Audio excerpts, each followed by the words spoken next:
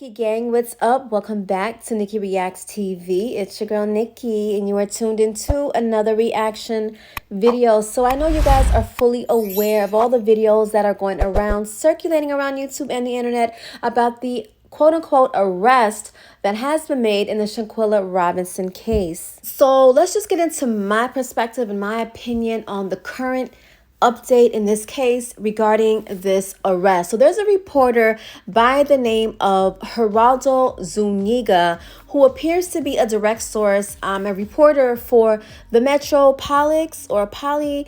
Don't get me to mispronouncing these words, honey. Y'all know what I'm talking about. Anyways, he says that Daehjane Jackson has been arrested and will be brought to Mexico. So the Attorney General's office of Baja California proves that the woman that we've seen in that video is indeed Daehjane Jackson, and she will be charged accordingly. Now, he also says the charges do include homicide, femicide, fleeing the scene, abandoning the body, and invasion of privacy. Now, I'm pretty sure these charges will not only be directed to Daehjane, but others who were also involved, and that is the infamous Cabo Six, as we all like to call them. So who exactly is Geraldo Zuniga? So apparently he is a very credible and reliable source, as he is a reporter, as I mentioned, for the Metropolix over there in Mexico, and he appears to be the only one who is providing any type of direction in this case. He is speaking out. He is even doing YouTube interviews. I did see one YouTube content creator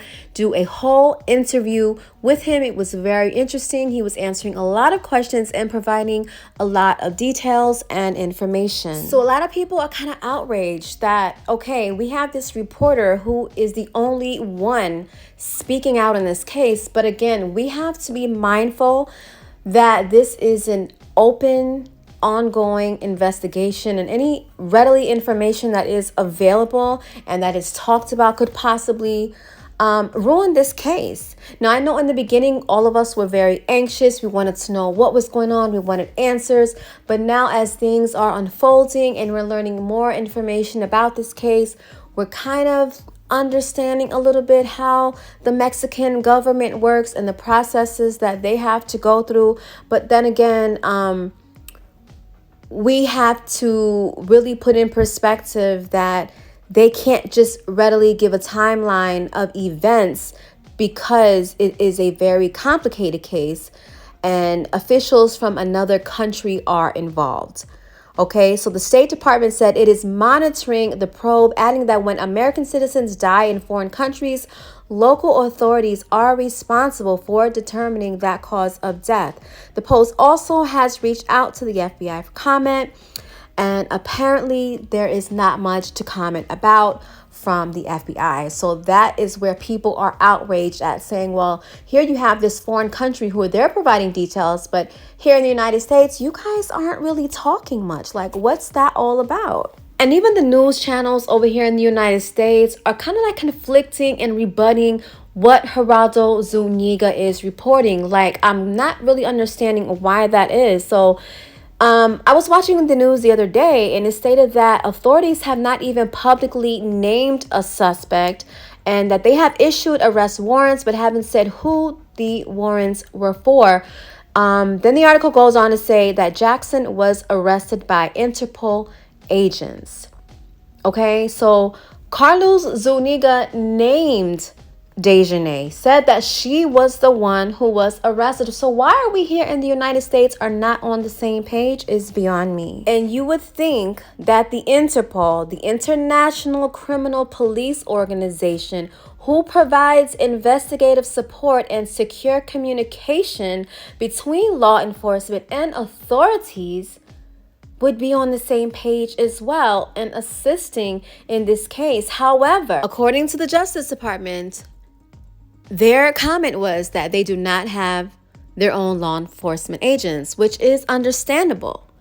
But at least let's be on the same page. At least let's report what the Mexican government is reporting. It's out in the open. Why are we in the United States not over here talking about it? So the article also states that the arrest was made on November 28th.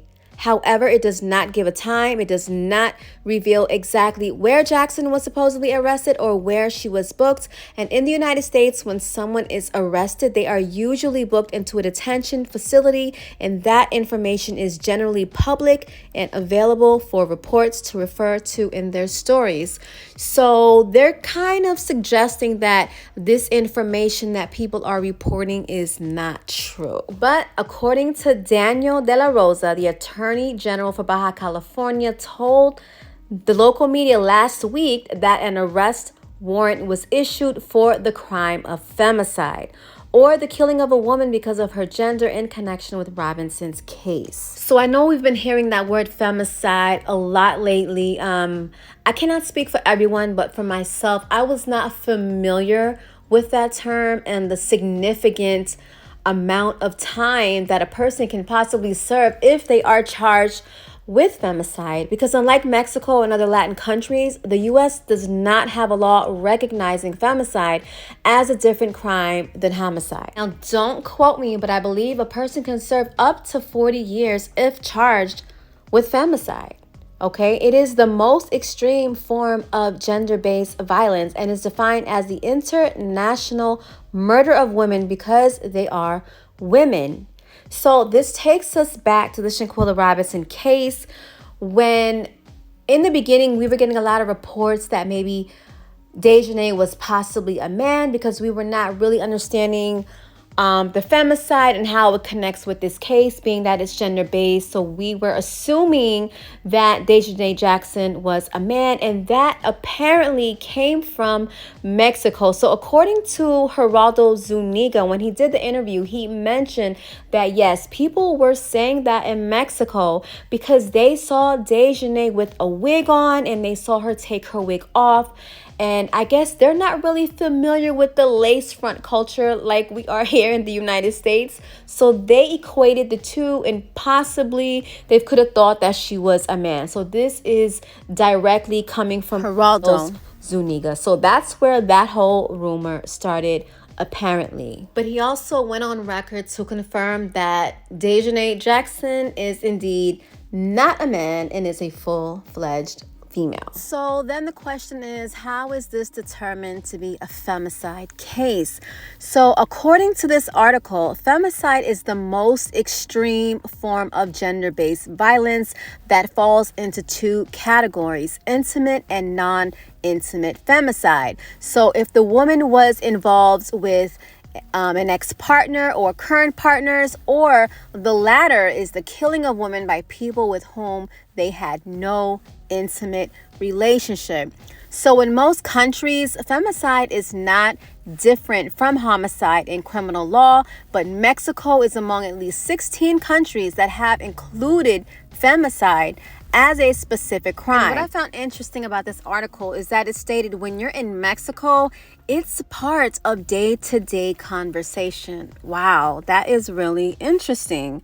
The article goes on to say that more needs to be done in the U.S. So the disproportionate killings of black women, the crisis of missing or murdered people, and the 2021 deadly shootings of women in Atlanta area spas are some examples of cases that could potentially be labeled here in the U.S. as femicides.